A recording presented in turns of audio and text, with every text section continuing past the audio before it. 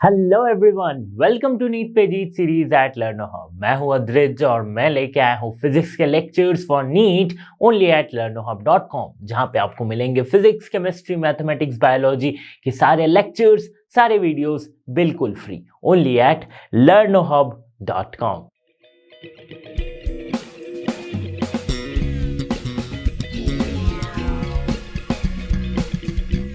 Students, mechanical properties of solids के concepts हम कर रहे थे। पहला टॉपिक हमने कवर कर लिया था। दूसरे पार्ट में हम ये देखेंगे bulk modulus of rigidity, stress strain curve को समझेंगे और ऐसे ही और भी थोड़े बहुत कॉन्सेप्ट्स को समझेंगे जो इस चैप्टर से इंपॉर्टेंट है। तो चलिए शुरू करते हैं ये चैप्टर का second part of the concepts. Let's go ahead.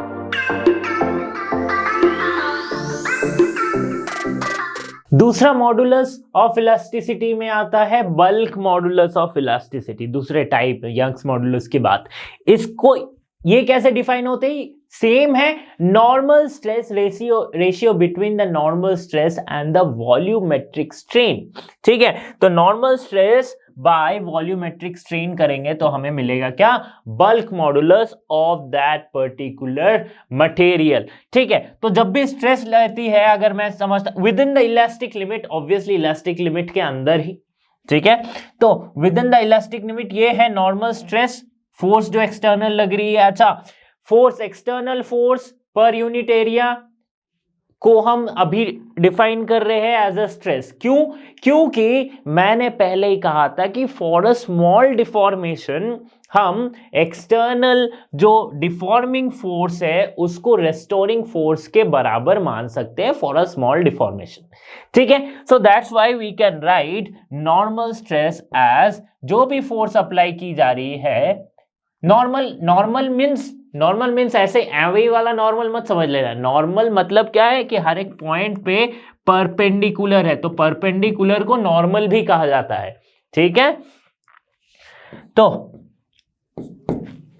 इसको क्या लिख सकते हैं? F बाई ए, ठीक है, F by A divided by volumetric strain क्या है? Delta V by V।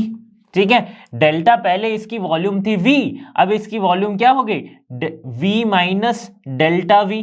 ठीक है, V माइनस डेल्टा V, तो डेल्टा V वॉल्यूम क्या हुई? घटी है, तो घटी है तो एक नेगेटिव साइन लगा देते हैं। ठीक है, this negative sign represents that the volume has decreased now. Okay, तो इसे हम कहेंगे क्या? Bulk modulus. तो इसको सॉल्व करते हैं अच्छे से। क्या लिख सकते हैं? देखो, minus F into V by A into delta V, ये बल्क मॉडुलस हम लिख सकते हैं। क्या लिख सकते हैं? बल्क मॉडुलस लिख सकते हैं। ओके, इसकी यूनिट क्या हो जाएगी? सेम यूनिट होगी, न्यूटन पर मीटर स्क्वायर। ठीक है, यूनिट क्या हो जाएगी? न्यूटन पर मीटर स्क्वायर। ओके, अच्छा ये देखो, जैसे कि मैंने कहा कि फॉर अ स्मॉल डिफॉर्मेशन, अगर बहुत ही छोटा डिफॉर्मेशन है तो जो डिफॉर्मिंग फोर्स है that will be equal to the restoring force, ये हमने कहा है। ओके, तो जो एक्सटर्नल फोर्स है यानी डिफॉर्मिंग फोर्स है पर यूनिट एरिया, उसको हम प्रेशर भी तो कहते हैं। मैंने शुरुआत में ही बताया था स्ट्रेस और प्रेशर के बीच का डिफरेंस क्या है। स्ट्रेस जो है वो इंटरनली है, प्रेशर जो है वो external force per unit area है। ठीक है, तो जो एक्सटर्नल फोर्स, चूंकि यहाँ पे स्मॉल डिफॉर्मेशन है, so we can write it as pressure also. Pressure क्या होती है? Force per unit area. तो बल्क मॉडुलस को, ये जो फोर्स पर यूनिट एरिया, इसको मैं प्रेशर लिख सकता हूं P, okay, by minus delta V by V। So it can be written as PV minus PV by delta V, easily लिख सकते हैं। ठीक है, इस नेगेटिव साइन में यहां होने का क्या मतलब है? इसका मतलब ये हो रहा है कि जैसे जैसे वॉल्यूम घटेगी, वैसे वैसे प्रेशर बढ़ता जाएगा। जैसे जैसे वॉल्यूम घटेगी प्रेशर बढ़ता जाएगा। ठीक है, तो ये हो गया बल्क मॉडुलस के बारे में। अब एक इंटरेस्टिंग सी चीज आती है, कंप्रेसिबिलिटी। कंप्रेसिबिलिटी मीन्स एक मटेरियल को कितना कंप्रेस किया जा सकता है। तो ये डिपेंड करता है ना उस मटेरियल के बल्क मॉड्यूलस पे। तो reciprocal of the bulk modulus is known as compressibility of that particular material. ठीक है, मैं लिख के बताता हूं। कंप्रेसिबिलिटी को डिफाइन करते हैं के से। तो के क्या है? कंप्रेसिबिलिटी बिलिटी। ठीक है, ये क्या होती है? Reciprocal of the bulk modulus. Reciprocal of the bulk modulus. Now bulk modulus को सॉलिड, लिक्विड, गैस तीनों केस में इन्वॉल्व होता है। तीनों के लिए डिफाइन कर सकते हैं बल्क मॉड्यूलस को। यहां पे बल्क मॉड्यूलस जो होती है ना, वो सॉलिड के केस में सबसे ज्यादा होती है। ठीक है, okay, and it is liquid में और सबसे कम होती है गैस में। ठीक है, लेकिन कंप्रेसिबिलिटी क्या है? कंप्रेसिबिलिटी बल्क मॉड्यूलस का रेसिप्रोकल है, मतलब कि कंप्रेसिबिलिटी सबसे कम होगी सॉलिड में। तो सॉलिड का कंप्रेसिबिलिटी सबसे कम हो जाती है देन लिक्विड, एंड सबसे ज्यादा जो होती है वो गैस की कंप्रेसिबिलिटी हो जाती है। ठीक है, गैस की कंप्रेसिबिलिटी सबसे ज्यादा है, इसीलिए हम गैस को इजीली कंप्रेस कर सकते हैं then liquid, and solid is like almost incompressible, है ना। ये हम जानते हैं। तो देख रहे हो कहां से कहां हम रिलेट कर रहे हैं। अच्छा, ये कंप्रेसिबिलिटी की यूनिट क्या हो जाएगी? बल्क मॉड्यूलस की यूनिट क्या होती है? न्यूटन पर मीटर स्क्वायर, है ना, न्यूटन पर मीटर स्क्वायर। तो कंप्रेसिबिलिटी की यूनिट क्या होगी? चूंकि ये इसका रेसिप्रोकल है तो इसका भी रेसिप्रोकल कर दो, क्या आ जाएगा? पर न्यूटन मीटर स्क्वायर। ठीक है, और मीटर स्क्वायर पर न्यूटन भी हम कह सकते हैं। ठीक है, तो ये समझ में आ गई कि कंप्रेसिबिलिटी क्या होती है। अच्छा, कंप्रेसिबिलिटी को प्रेशर के टर्म्स में कैसे लिख सकते हैं? K इक्वल्स टू 1/b है, तो K इक्वल्स टू 1/b की जगह पुट कर दो। B यहां पे क्या हो जाएगी? माइनस PV, और ऊपर क्या आ जाएगा? Delta V। तो ये आ जाएगा compressibility in terms of pressure. Compressibility in terms of pressure. अब आगे बढ़ते हैं। मॉडुलस ऑफ रिजिडिटी, और इसे शेयर मॉडुलस भी कहा जाता है। इसे डिनोट करते हैं G से या फिर ईटा से। ईटा से डिनोट करते हैं या फिर कभी कभी G से भी किया जाता है। बहुत सारे बुक्स में अलग अलग मिलेंगे। तो ये क्या होती है? This is the ratio between the tangential stress and the sharing strain. Tangential, मैंने वो बुक वाली एग्जांपल दी थी जब मैं टेंजेंशियल स्ट्रेस बता रहा था, है ना। तो टेंजेंशियल स्ट्रेस ऑब्वियसली इस डायरेक्शन में लग रही है, ठीक है, और शेयरिंग स्ट्रेन क्या है? ये डिवाइडेड बाय ये वाली, मींस ये एंगल जितनी होगी tan theta of this angle ये होगा। तो सपोज ये x डिस्टेंस मूव किया, इसकी लेंथ है l। ठीक है, समझ रहे हो ना बात। तो टेंजेंशियल स्ट्रेस G और ईटा, इसको हम डिफाइन करते हैं कैसे? टेंजेंशियल स्ट्रेस, सॉरी ये है sharing rigidity, modulus of rigidity और शेयर मॉडुलस। ठीक है, इसको कैसे डिफाइन करेंगे? टेंजेंशियल स्ट्रेस क्या हो जाएगी? F by A। ठीक है, और ये क्या हो जाएगा? शेयरिंग स्ट्रेन, ये क्या हो जाएगा? X by L। तो यहां पे X बाई L हम लिख देंगे। तो ये क्या आ जाएगा? ईटा और G कुछ भी लिखो, तो F into L by X into A। ठीक है, मॉडुलस ऑफ रिजिडिटी। ये भी मॉडुलस ऑफ जो रिजिडिटी है, ये भी सिर्फ सॉलिड के लिए इन्वॉल्व है, सिर्फ सॉलिड के केस में।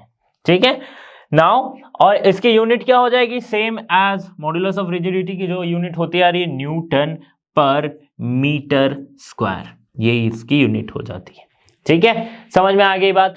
एक और इंपॉर्टेंट बात कि ये मॉडुलस ऑफ रिजिडिटी सॉलिड के लिए है, और यंग्स मॉडुलस भी हमने पढ़ा था सॉलिड के लिए है। इस मॉडुलस ऑफ रिजिडिटी और शेयरिंग मॉडुलस और यंग्स मॉडुलस के बीच में एक रिलेशन है, that is G equals to G और ईटा, कुछ भी आप लिखो, इक्वल्स टू y/3। ठीक है, ये होती है relation, means it is 1/3 of Young's modulus उसी मटेरियल का। ठीक है, तो ये वाला एक पॉइंट एक और ध्यान रखना कि शेयरिंग स्ट्रेस, जब भी हम शेयरिंग स्ट्रेस शेयरिंग स्ट्रेन के बारे में जब हम बात कर रहे हैं तब हमेशा जिस सरफेस में उसका ऑपोजिट सरफेस क्या होना चाहिए, फिक्स्ड होना चाहिए। ये वाला सरफेस फिक्स्ड होना चाहिए। मैंने बुक वाले एग्जांपल में बताया था, जो बुक से मैं जब आपको डेमोन्स्ट्रेशन दे रहा था तब आपने देखा होगा कि एक सरफेस जो मैंने हाथ पे फिक्स कर लिया था। ओके, इस चैप्टर के एक और इंटरेस्टिंग और सबसे ज्यादा इंपॉर्टेंट जो टॉपिक है वो क्या है, स्ट्रेस स्ट्रेन कर्व। क्या है, स्ट्रेस स्ट्रेन कर्व। इसमें हम क्या समझेंगे कि फॉर पर्टिकुलर स्ट्रेस, एक स्ट्रेस जैसे जैसे बढ़ाते जाएंगे किसी एक मटेरियल में तो उसमें जो स्ट्रेन आएगी, उसमें जो इलोंगेशन या फिर जो भी स्ट्रेस के वजह से जो स्ट्रेन आ रही है वो कैसे कैसे चेंज होगी। तो यहाँ पे हमने कंसीडर किया है कि सपोज एक वायर है जिसकी लेंथ है सपोज L और इस पे एक लोड लगा रखा है हमने। क्या लगा रखा है, लोड। तो जैसे जैसे लोड बढ़ाएंगे तो इसमें स्ट्रेस बढ़ेगी, उस स्ट्रेस के वजह से स्ट्रेन में क्या चेंज आएंगे उसको हम इस ग्राफ के मदद से समझेंगे। ठीक है, इसे ही कहते हैं स्ट्रेस स्ट्रेन कर्व। देखो, तो पहले कुछ देर ऐसा होगा कि जैसे जैसे हम स्ट्रेस बढ़ाते जा रहे हैं स्ट्रेन भी वैसे वैसे बढ़ रही है, मींस डायरेक्टली प्रोपोर्शनल हो रही है, स्ट्रेट लाइन बन रही है। इसका मतलब वो हुक्स लॉ को फॉलो करिए। हुक्स लॉ क्या कहता है, stress is directly proportional to strain. ठीक है, for within the elastic limit.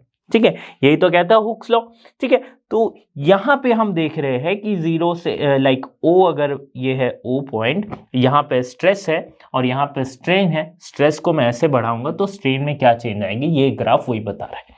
ठीक है, तो कुछ देर तक ऐसा क्या होगा कि पर्टिकुलर A तक ऐसा होगा कि स्ट्रेस जैसे जैसे बढ़ा रहे हैं वैसे वैसे स्ट्रेन क्या हो रही है, बढ़ रही है, डायरेक्टली प्रोपोर्शनल हो रही है।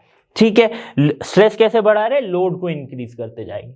ठीक है, अब ए पॉइंट, एक कोई ऐसा पॉइंट आएगा ए जिसके बाद क्या हो जाएगी कि अगर हम थोड़ा सा और लोड बढ़ाते हैं तो ये क्या होती है, ये स्ट्रेन थोड़ा ज्यादा होती है। ठीक है, स्ट्रेन थोड़ा ज्यादा हो रही है। अच्छा, ये जो मैं बता रहा हूं इलास्टिक बिहेवियर मींस O से लेके ये B तक का, ठीक है, ये पॉइंट B में बताऊंगा।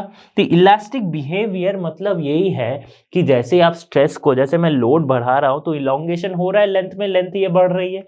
ठीक है, जैसे ही लोड मैं हटा दूंगा तो ये वापस से अपनी शेप में आ जाएगी, ये वाली शेप में आ जाएगी। It will regain it shape. यही तो होती है इलास्टिक बिहेवियर, है ना। अभी देखो, ठीक है, तो कोई एक पॉइंट आ जाता है B, इसके बाद अगर मैं स्ट्रेस बढ़ाऊंगा, इसके बाद मैं अगर लोड बढ़ाऊंगा यानी कि स्ट्रेस इंक्रीज होगी तो वो वापस से अपना शेप को रीगेन नहीं कर पाएगी। तो ये वो पॉइंट है इलास्टिक लिमिट का, इलास्टिक लिमिट, और इसे हम यील्ड पॉइंट भी कहते हैं। क्या कहते हैं, यील्ड पॉइंट। ठीक है, एक लिमिट आ गई, एक लक्ष्मण रेखा आ गया कि इसके भैया इसके आगे अगर तुम बढ़ा रहे हो तो वो जो तुम्हारा लाइक एग्जांपल मैं देता हूं, जैसे कि आप नए नए वो इलास्टिक वाली पैंट खरीदते हो तो पहले पहले वो बहुत टाइट रहती है, आपको एकदम फिट होती है। ठीक है, फिर जैसे जैसे पहनते रहते हो, जैसे जैसे वो स्ट्रेच होते जाती है तो एक टाइम के बाद ऐसा आता है कि स्ट्रेस इसमें इतना बढ़ गया, इसके वजह से क्या हो रही है, जो वो जितनी वो खींच रही थी, है ना, फिर वापस वो अपने शेप में आ रही थी, वो नहीं आ पाती, इसलिए पैंट लूज होने लगती है ना। सिंपल सी बात है, देखो डेली लाइफ एग्जांपल हमने दे लिया एक। ठीक है, तो इसे कहते हैं क्या, यील्ड पॉइंट। इसे कहते हैं क्या, इलास्टिक लिमिट। इसके ऊपर जैसे ही हम बढ़ेंगे तो ये वाली क्या हो जाएगी, वो अपने शेप में रीगेन नहीं कर पाएगी। ठीक है, फिर एक पॉइंट आती है सी पॉइंट के बाद से, मतलब कि रीगेन नहीं कर पा रही है, फिर भी रीगेन मतलब पूरी रीगेन नहीं कर पा रही है। ठीक है, ये अगर पहले लेंथ इतनी थी तो अब लेंथ क्या होगी, थोड़ी बढ़ जाएगी। ठीक है, अब क्या हो रही है, इस पॉइंट के बाद अगर मैं बढ़ाते जाता हूं स्ट्रेस तो क्या होगा, ये स्ट्रेन क्या होगी, और ज्यादा बढ़ते जाएगी। मींस अब ये डायरेक्टली प्रोपोर्शनल नहीं है, मतलब कि ये स्ट्रेट लाइन नहीं बढ़ेगी कि जितना स्ट्रेस बढ़ाया उतना स्ट्रेन होगा, नहीं, अब ये बढ़ जाएगी। ठीक है, स्ट्रेस अगर आप थोड़ा सा दोगे तो स्ट्रेन बहुत ज्यादा आ जाएगा। ठीक है, यही तो होता है हमारे वो इलास्टिक वाले पैंट में। बहुत दिन पहनने के बाद क्या होती है, थोड़ा सा आप खींचो तो बहुत ज्यादा खींच जाती है वो। ठीक है, और धीरे धीरे क्या होता है, यहां से इसका प्लास्टिक बिहेवियर शुरू हो जाता है। Plastic behaviour of a material यही बताता है कि वो इलास्टिक नहीं रही, मतलब कि वो अब अपने शेप को दोबारा रिगेन नहीं कर सकती है। ठीक है, तो इस पॉइंट के बाद ऐसा आता है कि ये अब स्ट्रेन इसमें बढ़ते जाती है थोड़े थोड़े स्ट्रेस के लिए। ठीक है, फिर एक पॉइंट ऐसा आएगा ई, इसे हम कहते हैं फ्रैक्चर पॉइंट। क्या कहते हैं? Fracture point.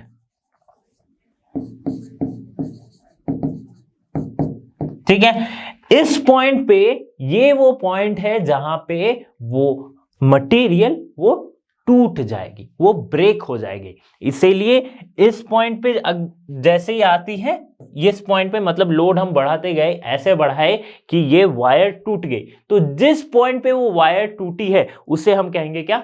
Fracture point. और उस पॉइंट पे जितना स्ट्रेस था उसे हम कहेंगे क्या? Breaking stress. Breaking stress. Point D क्या है? ये वाला पॉइंट क्या है? तो यही वो पॉइंट है जहां से इसकी प्लास्टिक डिफॉर्मेशन स्टार्ट हो जाती, मींस वो टूटना चालू हो जाता है। ठीक है, इस पॉइंट पे आके वो पूरा पूरी टूट गया और इस पॉइंट पे आके वो टूटना धीरे धीरे चालू हुआ। तो दिस इज कॉल्ड, ये वो पॉइंट है, ये वो लिमिट है जहां से उसका प्लास्टिक डिफॉर्मेशन स्टार्ट हो गया। ठीक है, ये वाला प्लास्टिक बिहेवियर बता रहा है आपको, ये इलास्टिक बिहेवियर बता रहा है। इलास्टिक बिहेवियर मतलब अपना शेप को रिगेन कर पा रहा है, प्लास्टिक बिहेवियर यानी कि अपने शेप को रिगेन नहीं कर पा रहा है, और प्लास्टिक डिफॉर्मेशन मीन्स वो धीरे धीरे टूटना स्टार्ट होता और जो फ्रैक्चर पॉइंट है उसमें फाइनली जाके टूट जाती है।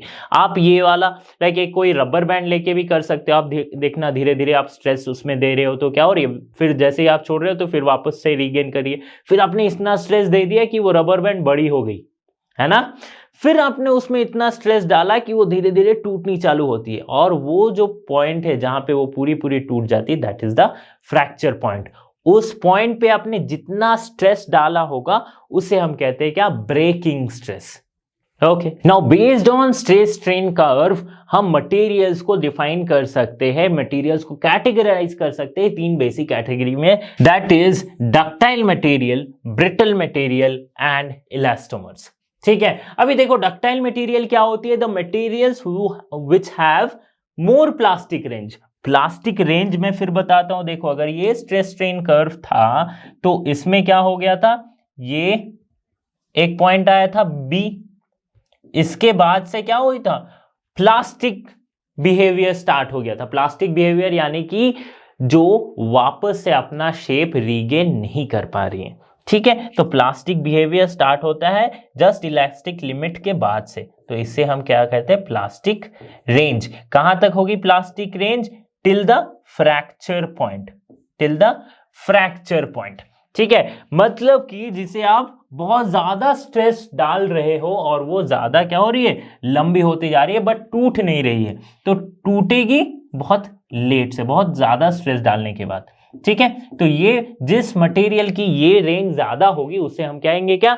Ductile materials. और इसीलिए डक्टाइल मटेरियल्स को वायर्स बनाने में यूज किया जाता है ना। आप उस पर स्ट्रेस डाल के उसे खींचते जाते तभी तो एक लंबी सी वायर बनती है, जैसे कि कॉपर हो गया, सिल्वर हो गया, एल्यूमिनियम हो गया, ये सब क्या है? Ductile material. इनसे हम वायर बना सकते हैं। क्यों? क्योंकि इसकी प्लास्टिक रेंज ज्यादा है, प्लास्टिक बिहेवियर ज्यादा है। ठीक है, दूसरी आती है brittle materials, right. Brittle material just इसका ऑपोजिट होता है, कि इसकी प्लास्टिक बिहेवियर या फिर प्लास्टिक रेंज बहुत कम ही होती है। इसमें थोड़ा सा ज्यादा स्ट्रेस डालोगे तो ये यहीं पे टूट जाएगी। ठीक है, ये प्लास्टिक रेंज जिसकी कम होती है। तो ऑब्वियसली कॉमन सेंस से हम बता सकते हैं कि इसके एग्जांपल ग्लास होगा, सेरेमिक्स होगा, कास्ट आयरन होगा, है ना। ग्लास, सेरेमिक्स, कांच को आप थोड़ा सा बेंड करो या फिर थोड़ा सा उसमें ज्यादा स्ट्रेस डालो, वो टूट जाती है। ठीक है, तो टूट गई यानी कि उसका फ्रैक्चर पॉइंट आ गया, ब्रेकिंग स्ट्रेस हमने डाल दिया। ठीक है, तो ये हो गई ब्रिटल मटेरियल। अब आते हैं इलास्टोमर्स पे। इलास्टोमर्स वो मटेरियल है जिसे बहुत ज्यादा इलास्टिकली हम स्ट्रेच कर सकते हैं, लेकिन इस मटेरियल में हुक्स लॉ क्या है? फॉलो नहीं होता। मतलब stress is not directly proportional to strength. तो फिर क्या होगा? तो फिर होता है ये कुछ ऐसा बिहेवियर होता है, ये स्ट्रेस है और ये स्ट्रेन है, हर केस में ये स्ट्रेस है ये स्ट्रेन है, ठीक है, स्ट्रेन है। मतलब स्ट्रेस आप डालो उसमें इलोंगेशन आएगा और वो बहुत देर तक, मीन्स बहुत ज्यादा उसमें स्ट्रेन लगेगा, स्ट्रेन उसमें रहेगी for a small stress. For example rubber band, for example rubber band उसे खींचती, ये शुरू से ही इलास्टिक बिहेवियर दिखाती है, ठीक है। तो ये क्या हो गई, ये इस टाइप के मटेरियल्स को हम क्या कहेंगे, इलास्टोमर्स, ओके। इस टाइप के मटेरियल्स को क्या कहेंगे, इलास्टोमर। तो 3 टाइप के मटेरियल हमने पढ़ लिया, डक्टाइल, ब्रिटल एंड इलास्टोमर्स। अब आते हैं पॉइजन्स रेशियो पे। पॉइजन्स रेशियो क्या बताती है कि सपोज मैं पहला एक एग्जांपल देता हूं, एग्जांपल नहीं पहले एक फैक्ट बताता हूं कि जब आप किसी वायर को खींच रहे हो, उससे आप वायर मत लंबी करने की कोशिश कर रहे हो for a same thickness, suppose ये लेंथ L की ये वायर है और इसकी जो डायमीटर है क्रॉस सेक्शन की वो D है। तो जब आप इसे खींचते हो ना तो क्या होती है, लेंथ तो बड़ी होती है लेकिन साथ ही साथ इसकी डायमीटर क्या हो जाती है, वो छोटी होने लगती है ना। इसका क्रॉस सेक्शनल क्या होता है, छोटा होने लगता है, ठीक है। तो पॉइजन्स रेशियो यही बताता है छोटा क्यों हो रहा है, क्योंकि जरूर इसमें कोई लैटरल स्ट्रेन होगा। लैटरल मींस जो इस पोजीशन पे लग रही हो, ठीक है, इस पोजीशन पे लग रही हो। लैटरल मींस जो स्ट्रेस हमारा है, स्ट्रेस मैंने इस तरफ डाला हुआ है, या फिर ये मटेरियल का स्ट्रेस इस तरफ है क्योंकि मैं नीचे खींच रहा हूं, इसके जस्ट परपेंडिकुलर में जो स्ट्रेन लग रही है that is called the lateral strain. और नीचे जो स्ट्रेन हो रहा है वो क्या होगी, लॉन्गिट्यूडनल स्ट्रेन। तो लैटरल स्ट्रेन, लॉन्गिट्यूडनल स्ट्रेन की वजह से ये लंबी हो रही है, लैटरल स्ट्रेन की वजह से, लैटरल स्ट्रेन क्या बता रहा है कि ये छोटी होती जा रही है, इसका डायमीटर छोटा होता जा रहा है, ठीक है। तो पॉइजन्स रेशियो क्या है, ये यही बताता है between the lateral strain and the linear strain का रेशियो वही होता है पॉइजन्स रेशियो, ठीक है। तो इसे डिनोट करते हैं कैसे, सिग्मा से डिनोट करते हैं। लैटरल स्ट्रेन क्या आया, लैटरल स्ट्रेन आया यानी कि पहले इसकी डायमीटर सपोज थी D, ठीक है, और अभी क्या हो गई, सपोज इसकी डायमीटर हो गई D माइनस डेल्टा D। तो डेल्टा D ये क्या होगी, घट गई। तो लैटरल स्ट्रेन को कैसे लिख सकते हैं, delta D by D, diameter जो घटी है, ठीक है, और घटी है यानी कि माइनस, और लीनियर स्ट्रेन क्या हो जाएगा, डेल्टा L बाई L, ठीक है। डेल्टा L लेंथ ये बड़ा है, ठीक है, और ये डेल्टा D लेंथ घटी है, ठीक है। तो इसे हम कैसे लिख सकते हैं, इसे हम लिख सकते हैं minus delta D into L by D into delta L। यही होता है क्या, पॉइजन्स रेशियो। तो पॉइजन्स रेशियो है ये, एक्चुअली क्या हो गई, ये यूनिटलेस है, डायमेंशनलेस है, इसकी यूनिट इसकी डायमेंशन नहीं होती। इसको हम और भी सजा के कैसे लिख सकते हैं, देखो सिग्मा को हम लिख सकते हैं minus L by D delta D by delta L, ठीक है, ओके, ये लिख दिया। अच्छा, Poisson's ratio for theoretical use हम उसे कंसिडर करते हैं -1 से 0.5 तक, और प्रैक्टिकल के लिए उसे हम कंसिडर करते हैं 0 से 0.5 तक, ओके। ये हम समझ गए, ये दिस इज फॉर थ्योरेटिकल और ये प्रैक्टिकल। आगे बढ़ते अब, तो आगे ये 4 रिलेशन है between Young's modulus, bulk modulus, G यानी कि modulus of rigidity and Poisson's ratio के बीच में। देखो बल्क मॉडुलस कैसे रिलेटेड है, B equals to y by 3 into 1 minus 2 sigma. Sigma क्या है, पॉइजन्स रेशियो, ठीक है। अभी देखो G क्या है, यानी कि मॉडुलस ऑफ रिजिडिटी, इसे हम, ये रिलेशन क्या है, G equals to y by 2 into 1 plus sigma, okay. वैसे ही sigma equals to 3b minus 2g by 2g plus 6b, ठीक है। ये छोटे छोटे इक्वेशंस है जो जिससे डायरेक्ट सवाल पूछे जा सकते हैं, okay. Now 9 by Y equals to 1 by B plus 3 by G. तो g यहाँ पे क्या है, g मैं लिख देता हूं, कंफ्यूज नहीं होना। g यहाँ पे है मॉडुलस ऑफ रिजिडिटी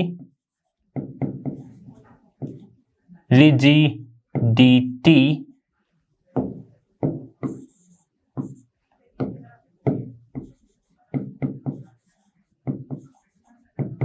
ठीक है। y क्या है? Young's modulus.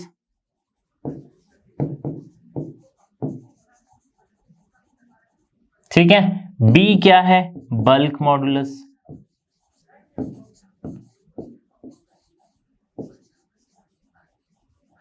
और सिग्मा क्या है? Poisson's ratio. Fine. Okay, now energy stored in a wire.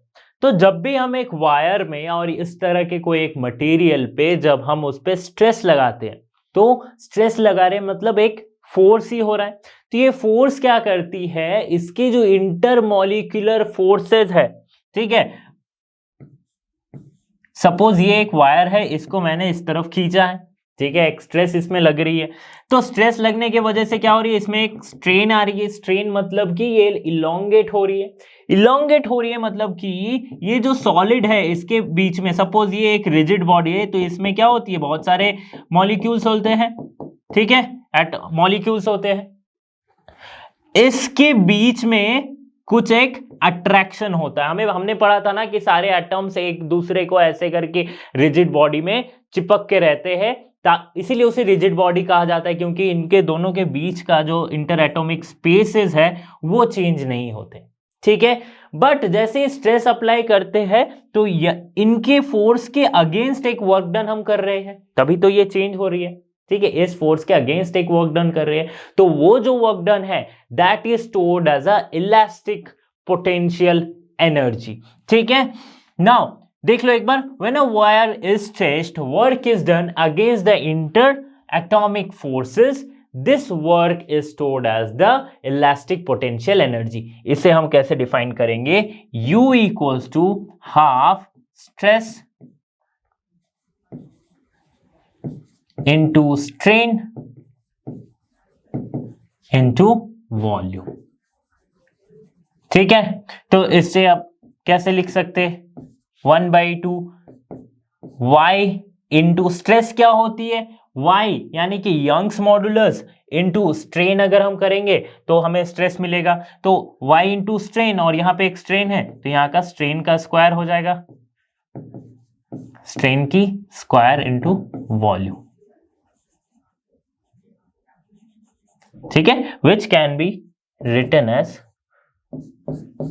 F into delta L. Delta L क्या है, इलोंगेशन, F क्या है, लोड या फिर जो फोर्स हम लगा रहे हैं, ठीक है। तो ये सिंपली हो गया energy stored in a wire. Thermal stress, तो देखो थर्मल स्ट्रेस, ये जो टॉपिक है थर्मल स्ट्रेस एंड स्ट्रेन, इसमें क्या है, थर्मल एक वर्ड है, थर्मल मतलब ही टेम्परेचर से रिलेटेड कुछ, ये समझ लेना है, ठीक है। तो थर्मल स्ट्रेस मतलब क्या होती है, पहले तो हम समझते हैं कि थर्मल एक्सपेंशन क्या होती है, फिर हम समझेंगे थर्मल स्ट्रेस क्या होती है। तो थर्मल एक्सपेंशन वो है कि किसी भी एक बॉडी को जब हम हीट करते हैं, जब उसकी टेम्परेचर को राइज करते हैं, तो वो बॉडी क्या होती है, एक्सपैंड होती है। ये हम बचपन से पढ़ते आ रहे हैं कि कभी अगर बॉडी को हीट करेंगे, चाहे वो सॉलिड लिक्विड गैस कुछ भी हो, तो वो एक्सपैंड होगी। जब उस बॉडी की टेम्परेचर को हम घटाएंगे तब वो कॉन्ट्रैक्ट होगी, है ना। ये सब हम पढ़ते आ रहे हैं बचपन से। तो देखो जब भी सपोज एक रॉड है मेरे पास, इसको मैंने, इसकी लेंथ है L, ठीक है, इसको मैंने क्या किया, ये अभी है टेम्परेचर T पे, कैपिटल T पे है, इसको मैंने इंक्रीज कर दी टेम्परेचर बाय डेल्टा T। तो इस रॉड में क्या चेंज आएगा ना, इसकी लेंथ थोड़ी सी बढ़ जाएगी, सपोज डेल्टा L, इसकी लेंथ जो है वो बढ़ गई, ठीक है। तो यही होता है थर्मल एक्सपेंशन। तो इसमें जो डेल्टा एल लेंथ बढ़ी है, that delta L will be equals to alpha delta T into L, ठीक है, इसके बराबर होगी alpha delta T into L, ठीक है। तो ये अल्फा क्या है, अल्फा है कोएफिशिएंट ऑफ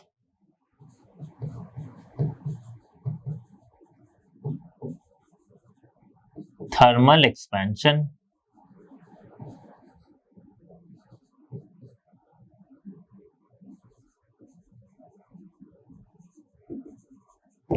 ठीक है, कोफिशिएंट ऑफ थर्मल एक्सपेंशन। अच्छा, ये लीनियर कोफिशिएंट है, ठीक है, लीनियर मींस सिर्फ लेंथ में इंक्रीज हो। ये सब हम डिटेल्स में पढ़ेंगे, थर्मल फिजिक्स जब पढ़ेंगे तब पढ़ेंगे इसको डिटेल में, ठीक है। अभी बस समझना है कि इसकी टेम्परेचर बढ़ती है तो इसकी लेंथ बढ़ती है। अब क्या किया, यही सेम रॉड को हमने यहाँ पे रख दिया, जहां पे इसे हमने रेस्ट्रिक्ट कर दिया कि आप अपनी लेंथ नहीं बढ़ा सकते। हमने दोनों तरफ से, ऐसे अगर रॉड है तो इसको दोनों तरफ से क्या किया, हमने ब्लॉक कर दिया है, ठीक है। अब अगर इसकी टेम्परेचर बढ़ाए तो क्या होगा, ठीक है। तो टेम्परेचर सपोज इसकी थी T, और अभी हमने बढ़ाया फिर से डेल्टा T टेम्परेचर, ठीक है। तो क्या होगी चेंज, ये लेंथ L की L रहेगी, क्योंकि ये चेंज ये चाहेगी क्या, ठीक है। इसकी टेंडेंसी क्या होगी, अगर ये ब्लॉक नहीं रहता तो इसकी लेंथ बढ़ती, बट हमने दोनों तरफ ब्लॉक लगा दिए तो इसकी हमने जो लेंथ वो बढ़ने से रेस्ट्रिक्ट कर दिया। बट इसकी टेंडेंसी क्या होगी कि मैं कैसे भी अपनी लेंथ को इंक्रीज करो, इसकी टेंडेंसी यही रहेगी। इसी वजह से, इसकी इस टेंडेंसी की वजह से इसके अंदर एक इंड्यूस्ड क्या आ जाएगा, इंड्यूस्ड स्ट्रेस आ जाएगा। तो वही इंड्यूस्ड स्ट्रेस जो है उसे हम कहते हैं क्या, थर्मल स्ट्रेस, ठीक है। उस स्ट्रेस को हम क्या कहते हैं, थर्मल स्ट्रेस। तो देखो थर्मल स्ट्रेस क्या होती है, the deformation of a body due to temperature. When a deformation of body due to temperature is prevented, some stresses are induced in the body and that particular stress is called thermal stress, ठीक है। ये समझ में आ गई thermal stress. तो देखो इस thermal strain क्या होगी, अब बोलोगे कि सर ये तो स्ट्रेन हो ही नहीं रही। अच्छा, अगर ये बढ़ जाती, सपोज करते हैं कि ब्लॉक नहीं है और ये अपने आप को बढ़ा ली, ठीक है, तो इसकी स्ट्रेन क्या होती है, डेल्टा L बाई L, ठीक है। वो किसके बराबर होगी, अल्फा डेल्टा T, ठीक है। यही होती स्ट्रेन। तो ये ऑब्वियसली स्ट्रेन वो है, इस केस में स्ट्रेन क्या है, इस केस में टेंसाइल स्ट्रेन तो नहीं है, इस केस में क्या है, कंप्रेसिव स्ट्रेन है। तो ये जो स्ट्रेन है ये क्या है, कंप्रेसिव स्ट्रेन, कंप्रेसिव स्ट्रेन, कि अगर वो ब्लॉक नहीं होता तो इतना अमाउंट का इसमें स्ट्रेन आ जाता, ठीक है। यही है thermal stress and thermal strain. अच्छा, ये जो मैं प्रैक्टिकली में अगर बताऊं कि कोई भी ऑब्जेक्ट हीट करने पे एक्सपैंड होती, इसका एग्जांपल हमने अपने डेली लाइफ में काफी देखा हुआ है ना। इसीलिए जो हीटर्स होती है, अगर मैं सिर्फ सॉलिड की बात करता हूं, ठीक है, हीटर में बाद में आते हैं, सॉलिड की बात करता हूं, तो सॉलिड के केस में जो रेलवे ट्रैक्स होती है उनके बीच में गैप रखा जाता है ना, क्योंकि गर्मियों के दिनों में जब बहुत ज्यादा टेम्परेचर होगी तो वो गैप इसलिए रखा गया ना कि ताकि वो अगर एक्सपैंड भी हो ना तो एक दूसरे से चिपक जाए, ठीक है।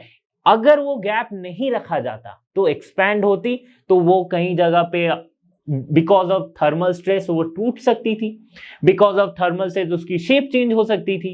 तो इसकी वजह से क्या होती है, ट्रेन की एक्सीडेंट वगैरह कुछ भी हो सकती थी। इसलिए वो बीच में गैप रखा गया कि भैया आप बढ़ो, थर्मल स्ट्रेस या फिर थर्मल एक्सपेंशन की वजह से आप बढ़ो, बट मुझे कुछ दुर्घटना की सामना ना करना पड़े, ठीक है। तो ये रह गया थर्मल। अच्छा, अब हीटर के बारे में बता रहा हूं, क्योंकि गैस को भी जब हम या फिर एयर को भी जब हम हीट करते हैं वो क्या होती है, एक्सपैंड होती है। तो कोई भी चीज एक्सपैंड जब हो रही है ना, कोई भी चीज एक्सपैंड जब हो रही है तो उसकी डेंसिटी क्या हो रही है, उसकी डेंसिटी हो जाती है कम। तो डेंसिटी कम होती है मतलब वो ऊपर आने लगती है, ठीक है। इसीलिए एसी को देखना हमेशा ऊपर लगाया जाता है रूम के, और हीटर को नीचे लगाया जाता है, ठीक है। तो ये सब तो क्लास 7-8 में आपने पढ़ा ही होगा, मैंने फिर से एक बार बता दिया है। तो ये होता है थर्मल स्ट्रेन। अच्छा, थर्मल स्ट्रेस क्या होगा, यहां पे मैंने अभी तक थर्मल स्ट्रेस के बारे में उसकी फॉर्मूला या फिर उसके एक्सप्रेशन मैंने लिखा नहीं है। थर्मल स्ट्रेस क्या होगा देख लेते। तो thermal stress equals to Young's modulus into alpha into delta T into A. अब ये ए क्या है? ए है area of cross section. Delta T means जितना टेम्परेचर हमने इंक्रीज किया। वाई क्या है? Young's modulus of that material. And alpha तो आपको पता चल ही गया है। तो थर्मल स्ट्रेस यहां पे हमने समझा और थर्मल स्ट्रेन हमने यहां पे समझा। तो ये जो थर्मल स्ट्रेन है ये कैसी है? टेंसाइल है या कंप्रेसिव है? ये कंप्रेसिव स्ट्रेन है। अब आते हैं application of elastic behaviour of solids.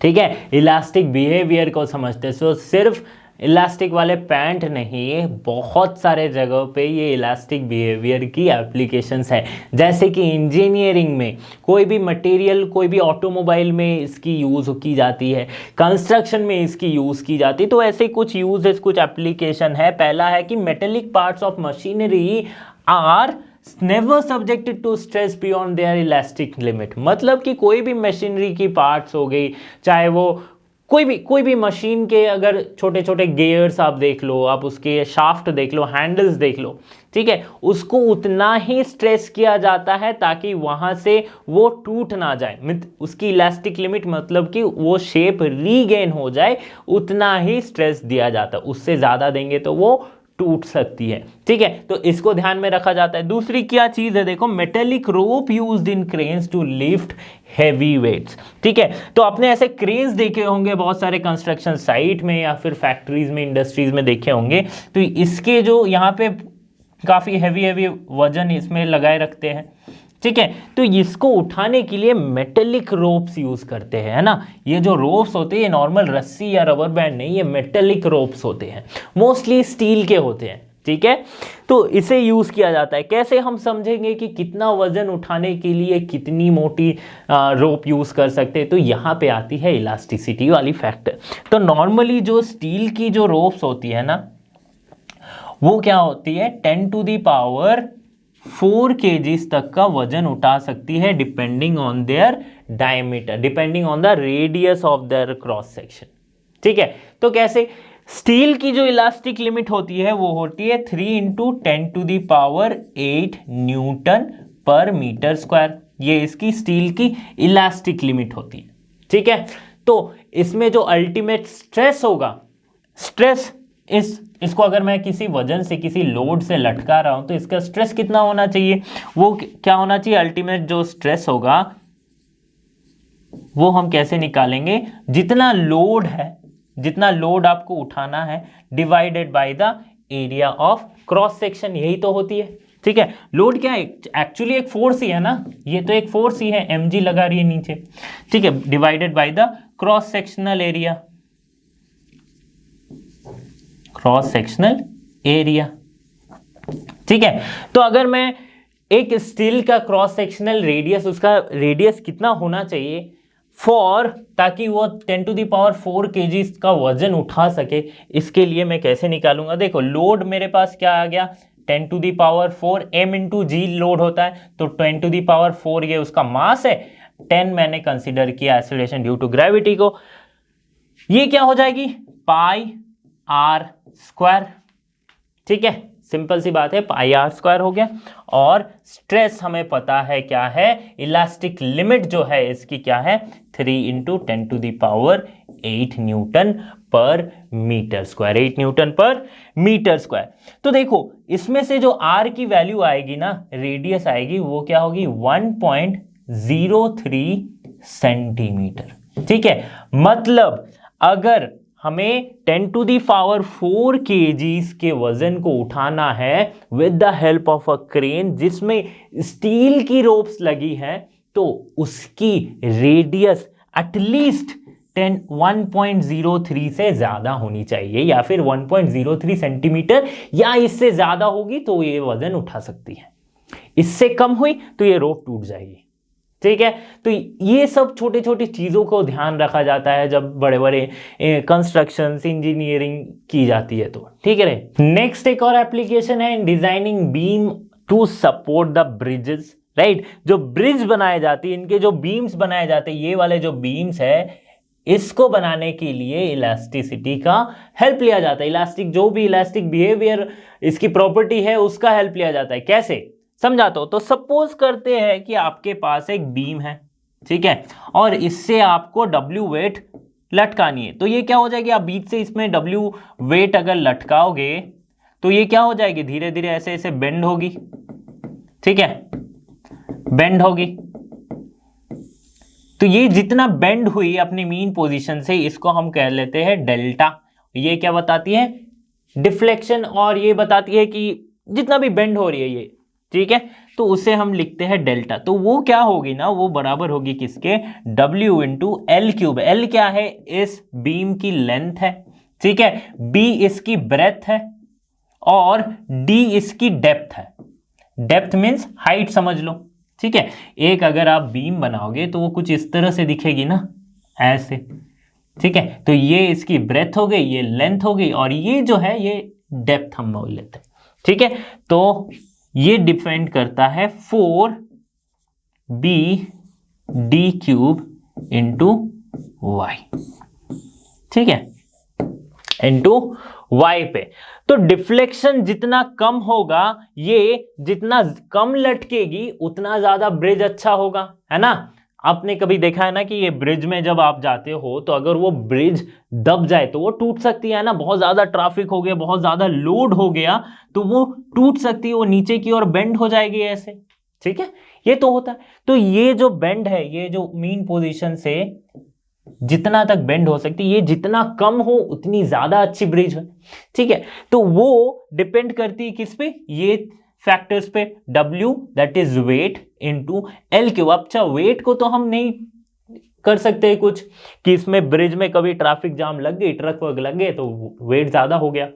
तो और क्या चीजें हम चेंज कर सकते हैं, एक हो गया कि लेंथ, ठीक है, अगर लेंथ बढ़ाएंगे तो ये डिफ्लेक्शन बढ़ेगी। मतलब लेंथ अगर हम कम करते हैं, ब्रिज की लेंथ को अगर हम कम करते हैं, इसलिए पिलर्स लगाई जाती है ना, अगर एक ही पिलर लगाया जाए तो इसकी लेंथ काफी बड़ी हो जाएगी। लेकिन वहां पे भी इंजीनियरिंग है, क्योंकि आप हावड़ा ब्रिज देख लो, वो दो ही पिलर्स के दो बीच में कोई पिलर ही नहीं है ना, दो एंड में पिलर से वो खड़ी होती है, उसमें भी अलग इंजीनियरिंग है, उसको भी हम समझेंगे कभी।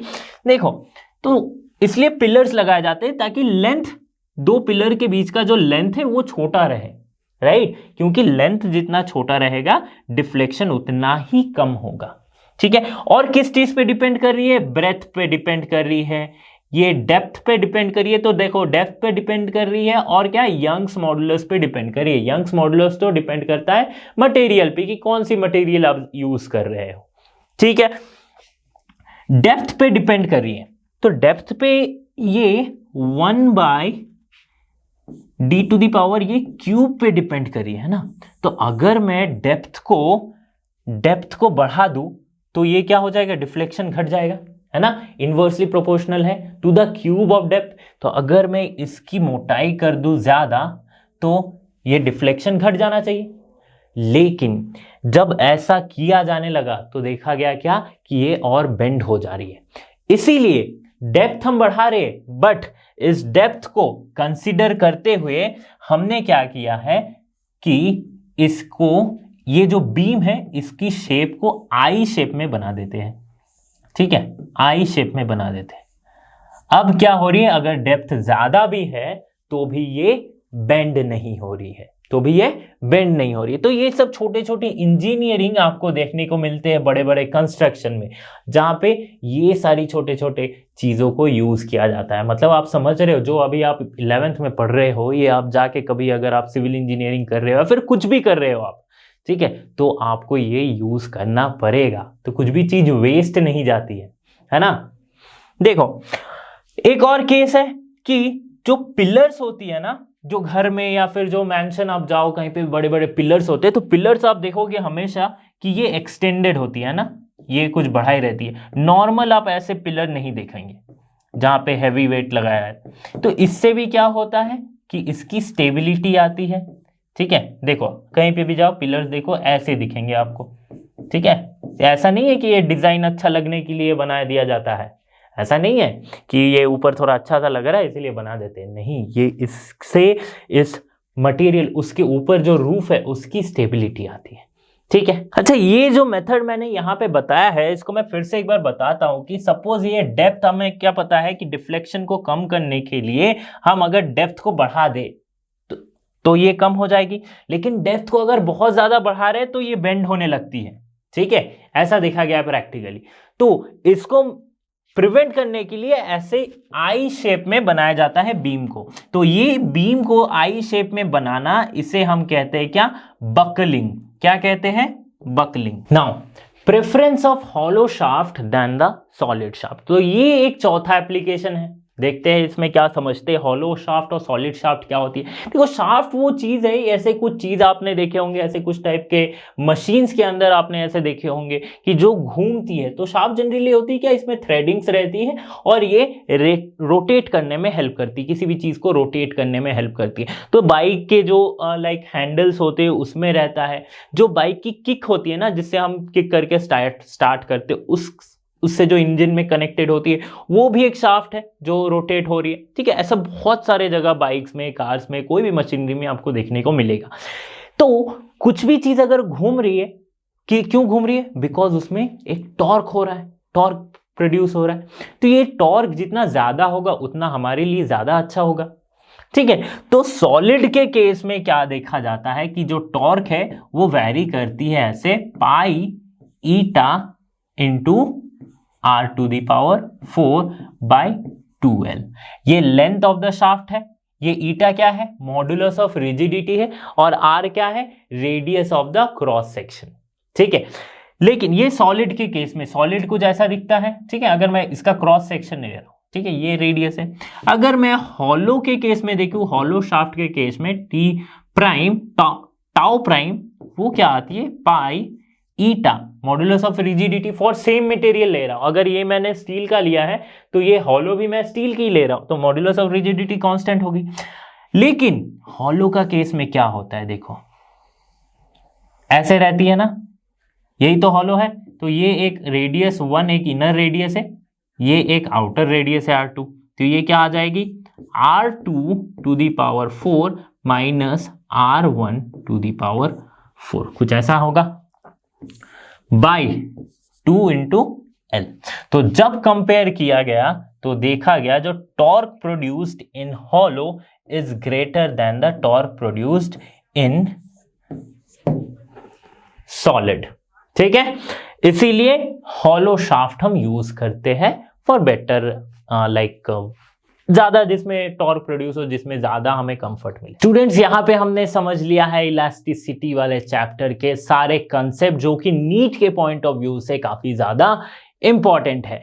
आगे हम इसके मस्ट प्रैक्टिस क्वेश्चंस और इसके प्रीवियस ईयर के क्वेश्चंस को भी सॉल्व करेंगे।